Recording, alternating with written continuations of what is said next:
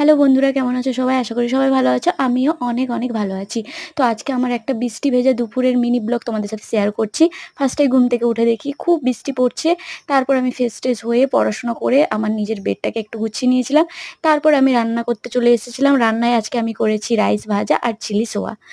তারপরে আমি রান্না-টান্না শেষ করে আমি চলে গেছিলাম স্নানে। স্নান কমপ্লিট করে চলে এসেছি। তারপরে আমি একটু ঢং করছিলাম। দেন আমি মুখে একটা ময়েশ্চারাইজার মেখে তারপর আমি বসে গেছিলাম খাবার খেতে। খাবারটা অনেক টেস্টি ছিল। তো ততক্ষণে তোমরা বলো, তোমাদের আজকে দুপুরের মেনু কী ছিল? আমাকে অবশ্যই কমেন্ট করে জানাও। তারপরে খাবার-দাবার শেষ করে আমি ঘুমিয়ে পড়েছিলাম। তো আমার এই মিনি ব্লগটা তোমাদের কেমন লাগলো অবশ্যই আমাকে কমেন্ট করে বলো। আর এরকম যদি আমার মিনি ব্লগ তোমরা দেখতে চাও তাহলে সেটাও আমাকে অবশ্যই জানিও। আমি তোমাদের জন্য ভালো, ভালো মিনি ব্লগ নিয়ে চলে আসবো আমার। তো চলো টাটা, আজকের মতো এখানে।